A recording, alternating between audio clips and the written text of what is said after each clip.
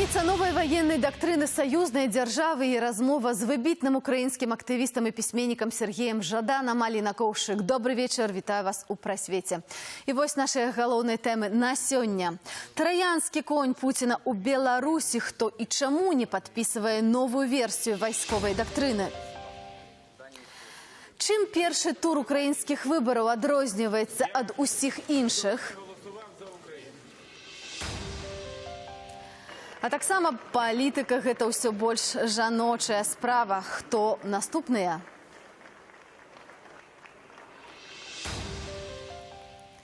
Новая версия военной доктрины союзной державы Беларуси и России чакае ўжо некалькі месяцаў прыняцця.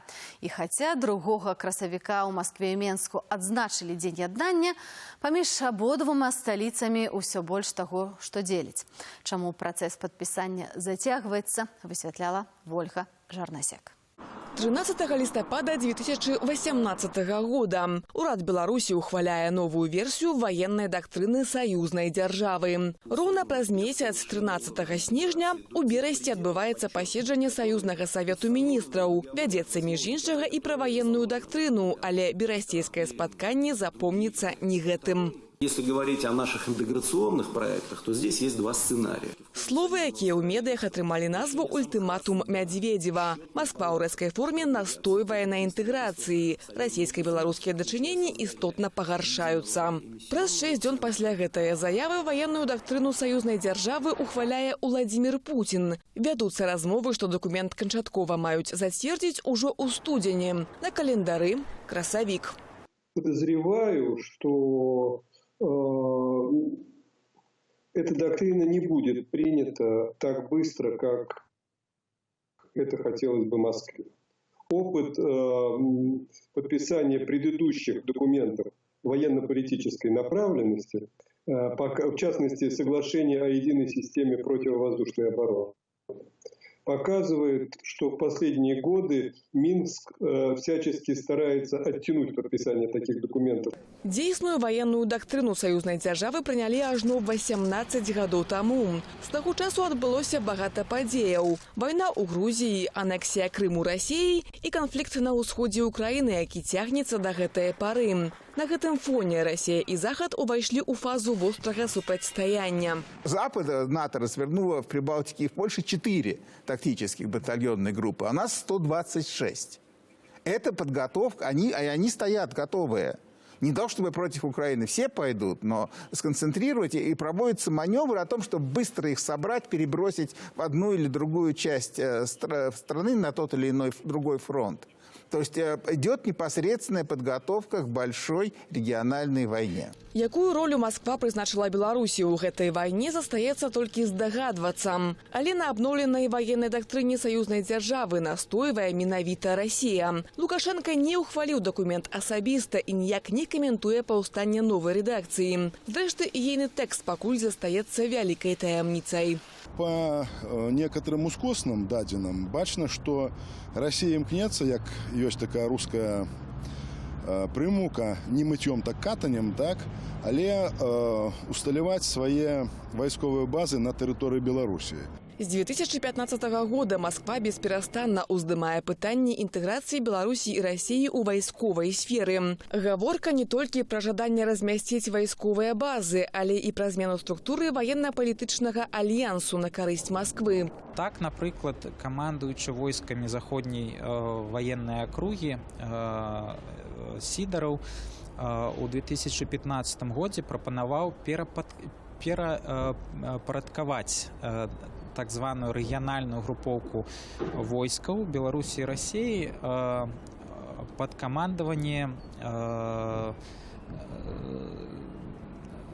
камандуючага заходняй военной округай. Де-факто гэта азначала падпарадкаванне яму кіраўніка Беларусі, які з'яўляецца галоўнакамандуючым краіны. Александру Лукашенку гэта, вядома, не магло спадабацца. Больш за тое, адразу пасля анексіі Крыму ён ініцыяваў новую рэдакцыю военной доктрины Беларусі. У ёй, між іншага, НАТО перастала быць ворагам нумар 1 і з'явілася пытанне гібридная вайна. А гібридная агрэсія ў Еўропе ідзе толькі з усходу, ды і рыторыка самога Лукашэнкі істотна змянілася. Поэтому следует налаживать взаимоуважительные отношения с НАТО, которые в конечном итоге укрепляли бы безопасность нашей страны. Мы с ними должны разговаривать. Мы не должны на них смотреть, как на врагов.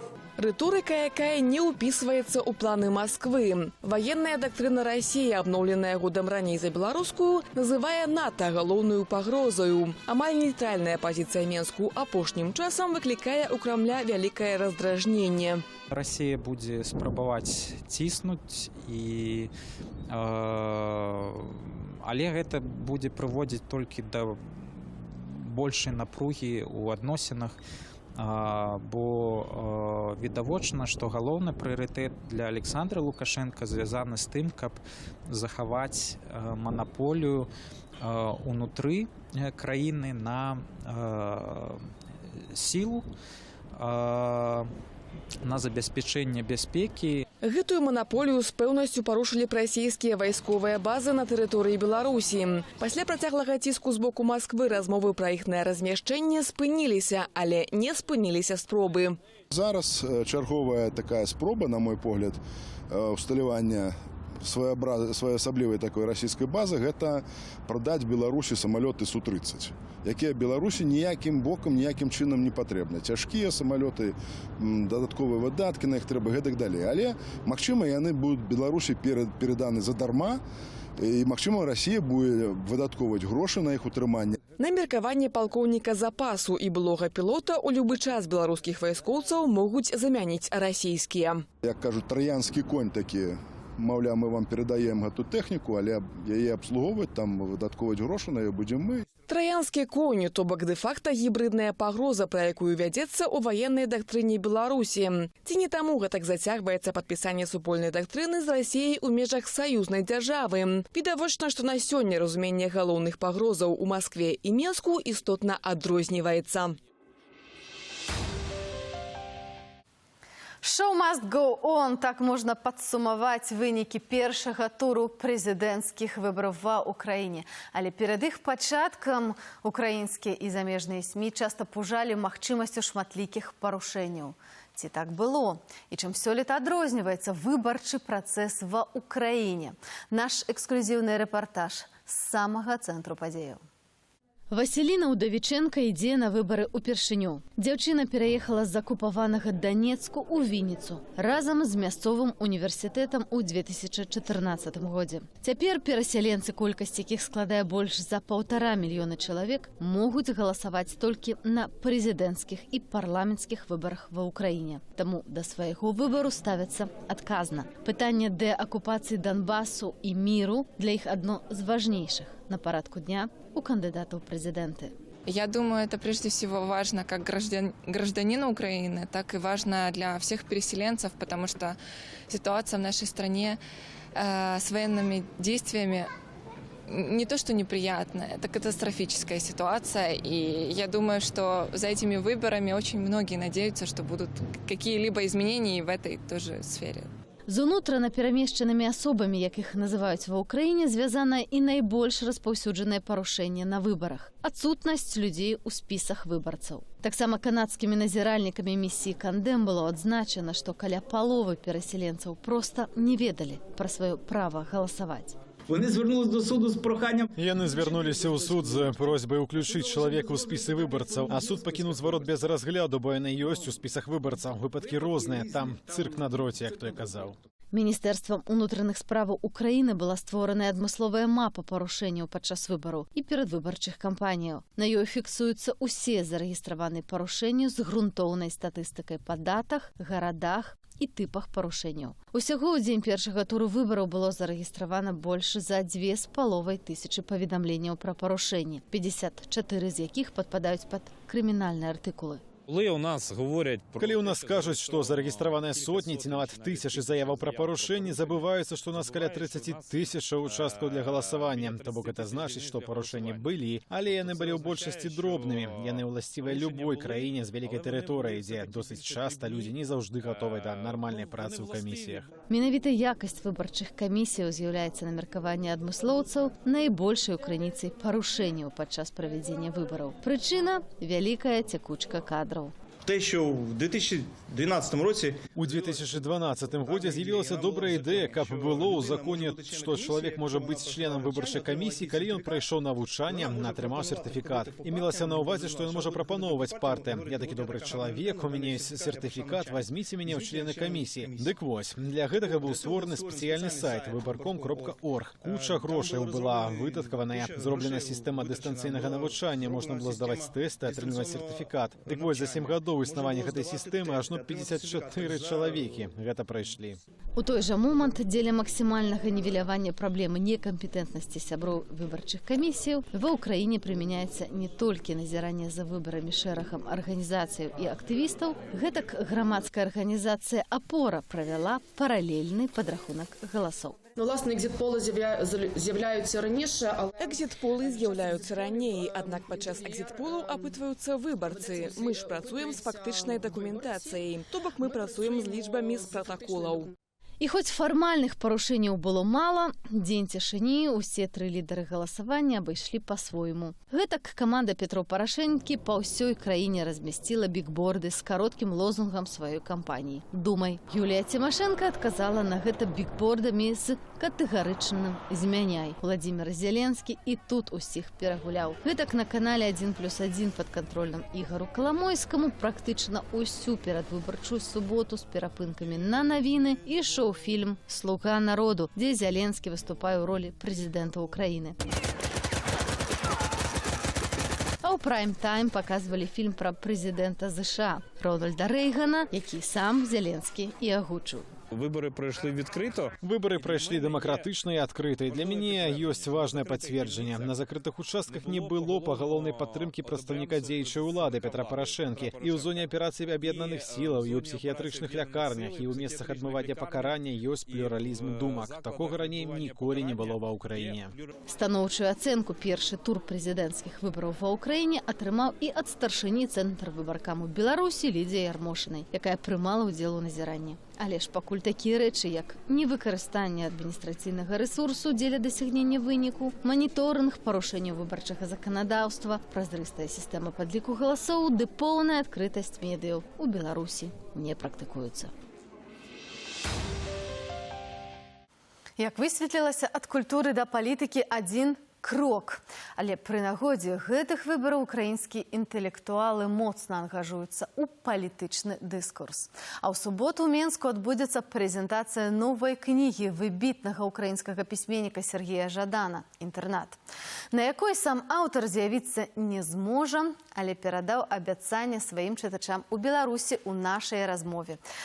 А мне выдалася паразмаўляць з Сергеем Жаданам пра новую кнігу і пра палітычную сітуацыю ў краіне. Сергей, з якімі пачуццямі вы назіралі за вынікамі першага тура прэзідэнцкіх выбараў ва ўкраіне? Вось калі абвяшчаліся і раслі гэтыя слупкі, якія былі вашыя пачуцці? Чесно кажучи, Шчыра кажучы, я сачыў за сацыялогіяй, я бачу нейкія папярэднія апытанні і звычайна ясна, што калі ёсць сацыялогія, калі яна розная, то яна адпавядае рэальнасці. Ніякіх неспадзяванак не было. Адзінае, што я думаю, што разрыў паміж першым і другім месцам не будзе такі моцны. Мне здаецца, што патрэбны цяпер лідар, які не будзе баяцца гаварыць з грамадствам, размаўляць не проста нейкімі штампамі, папулісцкімі ці ідэалагічнымі, а размаўляць пра тыя рэчы, якія людзей хвалююць. Таму што ўкраінцы гэта 5 гадоў усё-ткі адзвычаіліся ад тоталітарызму, адзвычаіліся ад таго, што ўлады ігнаруе, што гэта не выклікае некага супраціву. І адсюль такі скептыцызм і крытыцызм да ўлады як таковой. Гэта комік і актор, і розныя разумныя палітолагі, аналітыкі кажуць, што пра яго прагаласавалі тыя людзі, якія проста пратэставалі, так званы пратэсны электарат.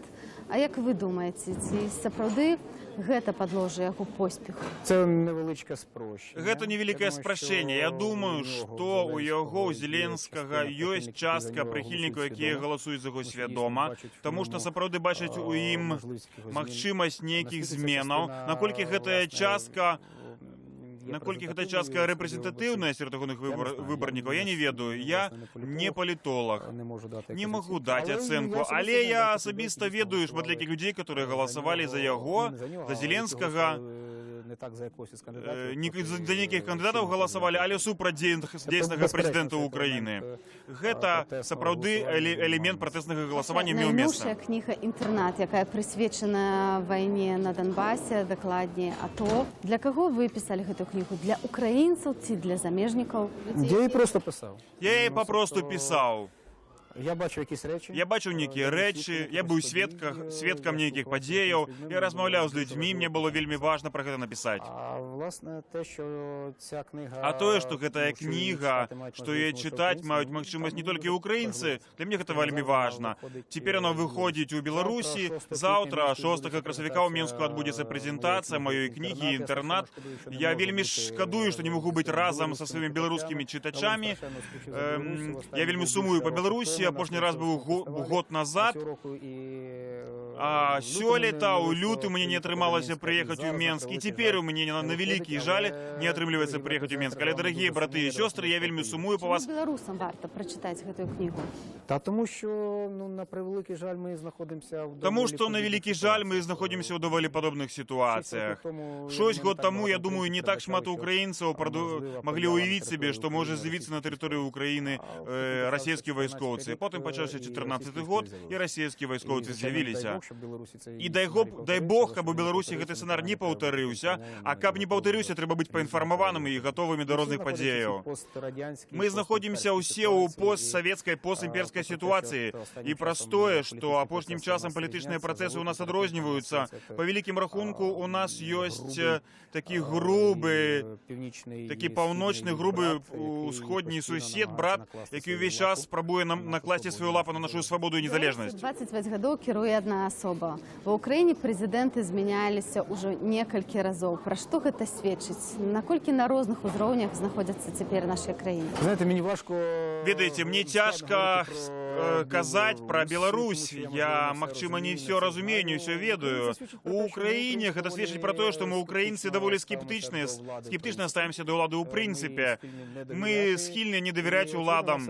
Відавочна, што у нас засталося да сёння нейкія такія механізмы змены гэтай улады. У прынцыпе, мне здаецца, гэта добры паказнік.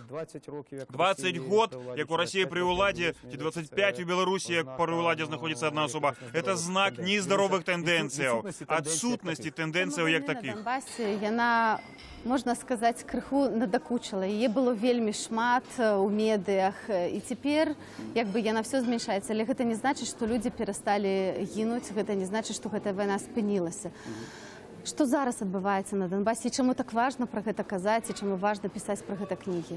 На Донбасі відбувається війна. На Донбасі адбываецца вайна штодзённа.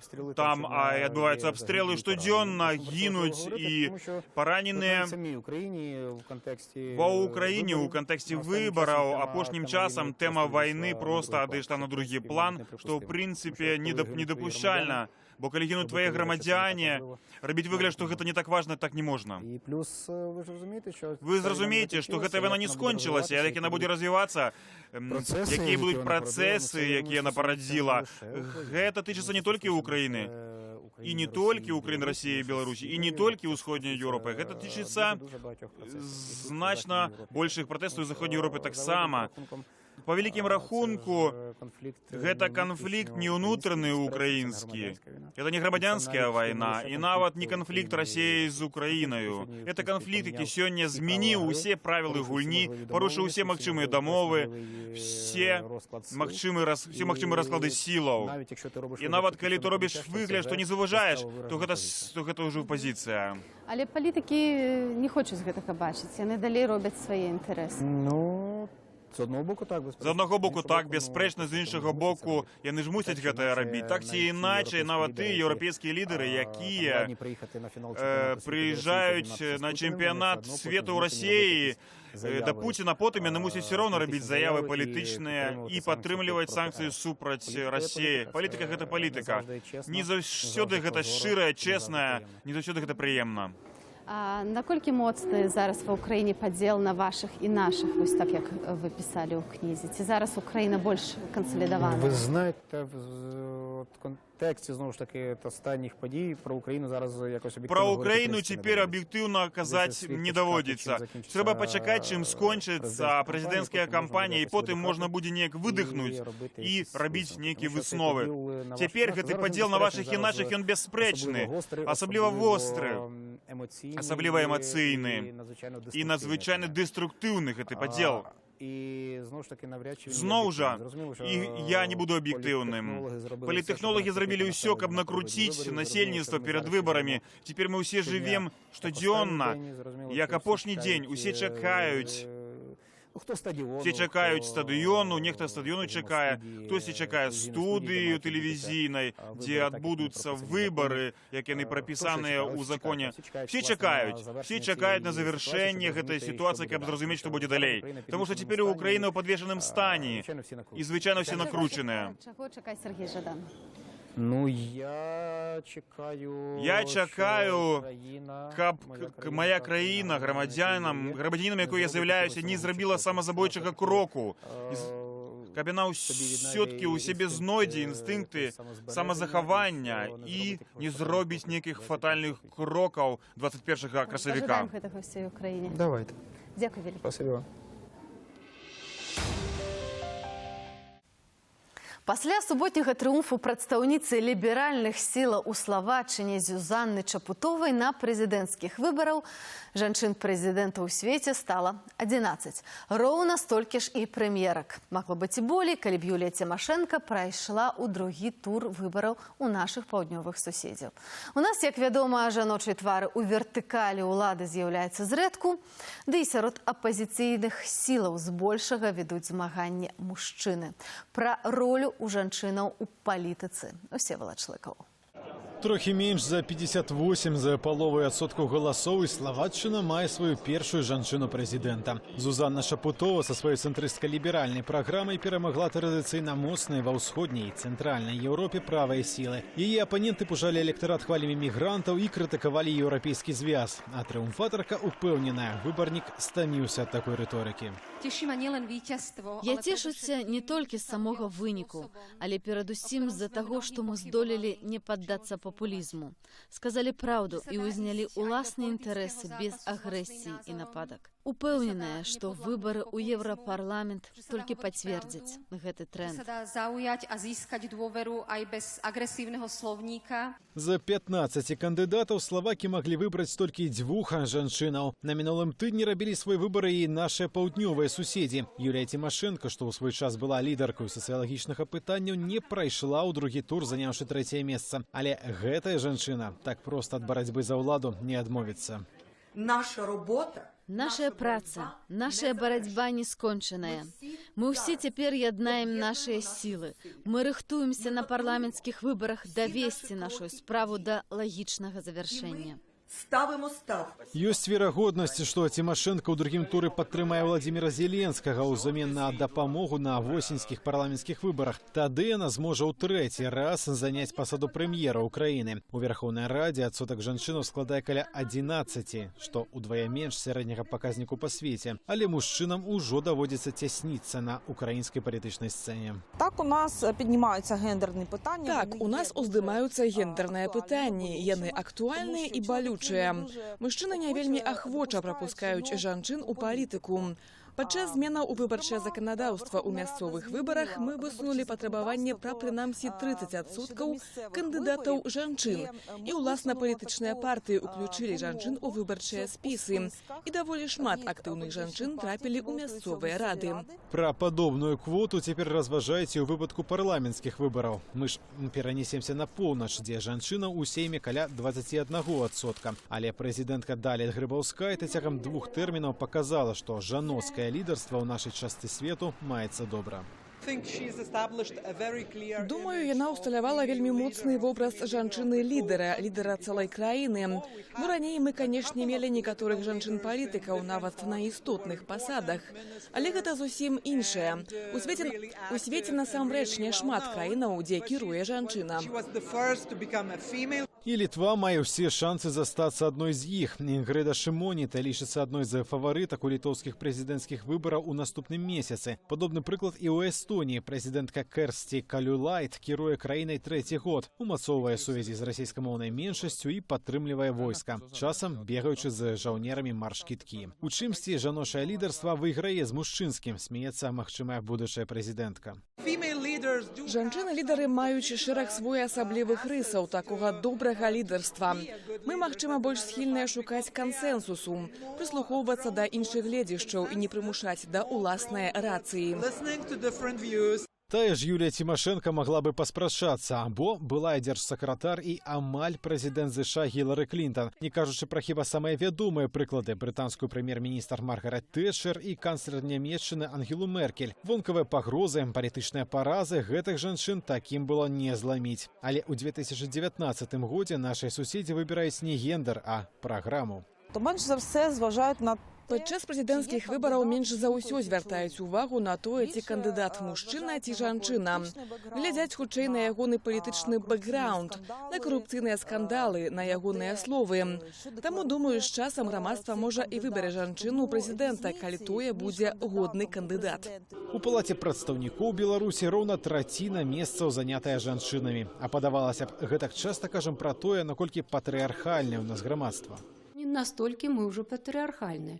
І асабліва, калі мы заўважым нейкія там сусветныя тэндэнцыі, і калі, напрыклад, у Славакіі жанчына стала прэзідэнтам, то дзесьці, напэўна, у палове галоваў беларускага грамадства закралася думка, што мы горшыя, ці мы там не можам. Напэўна, і мы здольныя на такое. У прэзідэнцкіх кампаніях да рэгістрацыі кандыдатам дайшла толькі Тацяна Караткевіч у 2015 годзе. Яно і не дзіва, бо сярод лідараў беларускай апазіцыі жанчынаў практычна не знойдзеш. Уласна, спадарня Анісім збіраецца скласці канкурэнцыю Лукашэнцы. Магчыма, ужо сёлета. Дэпутатка тлумачыць недахоп канкурэнцыі з жаночага боку. Жанчыны, яны ў большай ступені значна амбітныя. Гэта раз, і ім часам гэта замінае сесці за стол перамоваў з такімі ж самымі лідаркамі. Наш нязменны афіцыйны лідар тое ўжо скаментаваў, маўляў, жанчын у палаце прадстаўнікоў столькі, бо ён сам запатрабаваў такі адсотак, а прэзідэнцтва, маўляў, справа не жаночая. Да і, як ведаем, не мужчынская, калі толькі прозвішча ў таго мужчыны не Лукашенко. Венесуэла мае адны з самых вялікіх у свеце запасаў нафты, двух лідараў і вялікі крызіс. Людзі жывуць без ежы, электрычнасці, лекаў і грошай. Пратэсты супраць Нікаласа Мадура цягнуцца месяцамі, а лідара пратэстуючых Хуана Гуайда ў аўторак пазбавілі дэпутацкага імунітэту, што адкрывае дзверы для далейшага арышту і суду. Адразу пасля прасвету прэм'ера рэпартажу «Краіна над прорваю», які ў самы гарачы перыяд пратэстаў у Венесуэле знялі нашыя калегі Конрад Загорскі і Сергей Марчык. Сергей зараз са мной у студыі. Прывітанне, Серёжа. Прывітанне. Калі вы трапілі ў Венесуэлу, што найбольш вас шакавала? Якое было першае найбольш шакуючае ўражанне? Першае, што цябе шакуе ў Венесуэле, гэта перманентнае адчуванне небяспекі і страху. Яно ёсць паўсюдна, ва ўсім, яно ані на секунду не затрымліваецца, ты ўвесь час знаходзішся ў такім перадчуванні чагосьці кепскага. І гэтае перадчуванне да цябе даносяць людзі, суседзі, абслуга гатэлю, ахова гатэлю. У кожным краме цябе прыгадваюць, што схавай тэлефон, у кожным аўтобусе табе прыгадваюць. І чым гэтая небяспека выражаецца, акрамя таго, што схавай тэлефон, каб яго не ўкралі? Ну, агулам крыніцаў небяспекі ёсць вельмі шмат. Венесуэла – гэта краіна з адной з найбольшых колькасцяў забойств. Венесуэла – гэта краіна з адной з найбольшых колькасцяў злачынства агулам. Гэта наркагандаль, гэта гандаль людзьмі і так далей, і так далей. Акрамя таго, калі ты карэспандэнт, калі ты журналіст, то ты мусіш знаходзіцца дзесьці там пасярэдзіне паміж гэтымі ўсімі бандытамі і паліцыяй, бо паліцыя таксама, як і людзі, там, скажем, гэта небяспечныя людзі таксама яны палююць на цябе. Для журналістаў уезд забаронены, а калі ты не маеш акрэдытацыі, ты можаш альбо пайсці сядзець, альбо тебе могуць збіць, як гэта было з нашым польскім калегам з газеты «Выборчай». То бок ёсць вельмі шмат крыніцаў небяспекі, якія увесь час до тебе доносится з розных боков. І што вось реально больш небяспечна, чым, напрыклад, на Донбасе, бо ты здымаў на Донбасе, дзе реально ішла вайна, альбо ў Іраку побач з ісламскай дзяржавай, і реально ты больш небяспечна себе адчуваў у Венесуэле, дзе няма вайны цяпер? Гэта цяжка патлумачыць, але калі ты ездзіш па розных ваенных краінах, дзе ідзе вайна, людзі, якія гэта робяць, яны вельмі добра разумеюць гэтую мяжу паміж вайна тут і бяспечная тэрыторыя там. Ты в'язджаеш у зону баявых дзеянняў, і ты разумееш, што трэба апрануць каску, апрануць бронежылет і працаваць. І ты выязджаеш, ты адкладаеш бронежылет, адкладаеш каску, ідзеш сабе ў кавярню і сабе спакойна паліш папіросу і п'еш каву. Так вось у Венесуэле няма мяжы, няма такога раздзялення, дзе ёсць небяспечна, дзе не. Першае, што табе кажуць, тебе могуць, ты як еўрапеец, вельмі добры тавар, тебе могуць красці, продать твоим же родным за некалькі десяткаў тысяч доляраў. І гэта для іх гэта нармальнае функцыянаванне. Для гэтай краіны Якая гэта найбольш стандарт. небяспечная сітуацыя у вас была падчас здымак? У пэўным часе, у пэўным моменце мы зразумелі, што за намі сочыць. І момант ад зразумення, што за намі сочыць, да зразумення, хто за намі сочыць, гэта быў самы цяжкі хіба момант, бо мы ўвесь час адчувалі, што хтосьці за намі ёсць, што хтосьці за намі з'яўляецца ў розных кутках Каракаса, просто адзін і той же чалавек з'яўляецца і сочыць, што мы робім. І мы не маглі зразумець, што гэта такое. У пэўным моменце мы яго заўважылі ў гатэлі. Гэта было там, скажем, 4-5 дзён мінула пасля таго, як мы зразумелі, што за намі сочыць, і мы гэтага чалавека сустракаем у нашым ж гатэлі. На шчасце, мы мелі велізарную колькасць аховы ў гатэлі і чуліся вельмі бяспечна.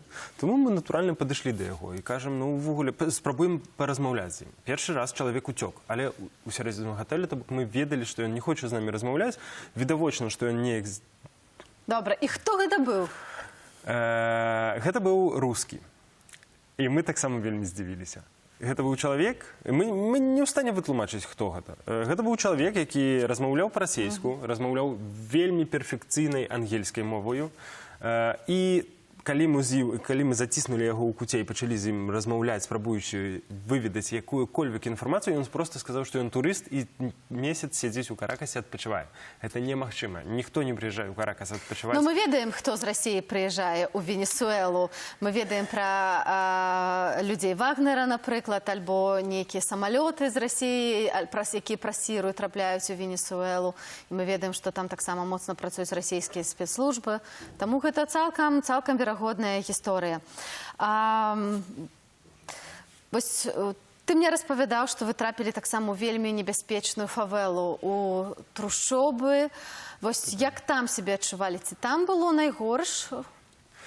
Ведаеш, што я табе скажу? Вось калі ты думаеш пра Венесуэлу так, як яе табе падаюць мясцовыя жыхары, то гэта вельмі небяспечна. Але калі ты праз тыдзень, праз 2 тыдні прызвычайваешся да гэтага спосабу функцыянавання, ты пачынаеш распазнаваць, хто з іх ёсць небяспечны, хто не. Дзе можна, у якую вуліцу можна зайсці, а ў якую не. Ты проста гэта дзесьці там на падсвядомым узроўні разумееш. І калі мы трапілі першы раз в Петара гэта вот акурат это район, там 400, ад 400 тысячаў до мільёна чалавек жыве, і гэта просто вельмі-вельмі бедны раён. Калі мы першы раз трапілі туды, то мы, натуральна, там азіраліся, ведаеш, не ведаем, як сябе паводзіць, хто тут можа да нас падысці, бо все, што мы прачыталі, гэта толькі негатыўныя каментары на тэму таго, што там можа з вамі здарыцца. Але другі раз, калі мы там патрапілі там з нашай знаёмай, якая там жыве. Яна нам зрабіла цудоўную экскурсію. Мы прайшліся па месцах, якія не маглі ўявіць, што туды могуць зайсці белыя людзі. Сапраўды, гэта месцы, дзе ты не можаш дастаць камеру, табе забараняюць здымаць. І калі хтосьці бачыць, што ты дастаеш тэлефон альбо камеру, не. Але калі ты з мясцовым чалавекам ідзеш там, то яны ўвогуле не цікавіліся намі, не цікавіліся нашай тэхнікай, ніхто нас не спрабаваў скрасці, і гэта было цікава. Слухай, варта было так рызыкаваць? І ці вярнуліся бы вы туды? Ці сапраўды вашая справа з гэтым рэпартажам скончаная, бо пратэсты працягваюцца, і насамрэч гэты гарачы сезон у Венесуэле зусім не скончана. Ці вернемся туды? Натуральна. Збіраемся туды вярнуцца. Спадзяюся, што бліжэйшым часам, калі гэта атрымаецца, ці варта, цяжка пытацца дакументаліста, чалавека, які робіць дакументальнае кіно, ці варта вяртацца туды, дзе проста высыпаныя на зямлю тэмы дакументальныя, і ты іх павінен проста паднімаць і здымаць. Ну, канечне, варта. Там ёсць велізарная людская трагедыя. Там ёсць велізарныя праблемы палітычныя, геапалітычныя, там ёсць праблемы з суседзямі, там ёсць праблемы на кожным узроўні функцыянавання гэтай дзяржавы. Таму, калі для дакументаліста варта... Я думаю, што беларусам будзе таксама вельмі цікава нашым гледачам пабачыць тое, што вы нас здымалі, каб больш зразумець тое, што адбываецца. Дзякуй вялікі. Калі ласка. Рэпартаж «Краіна над прорваю» адразу пасля прасвету на Белсаце. Калі не паспееце паглядзець, то ён будзе выкладзены на нашым сайце, а таксама на канале в Ютубе. Вот так. Дзякуй за ўвагу і заставайцеся, не пераключайцеся.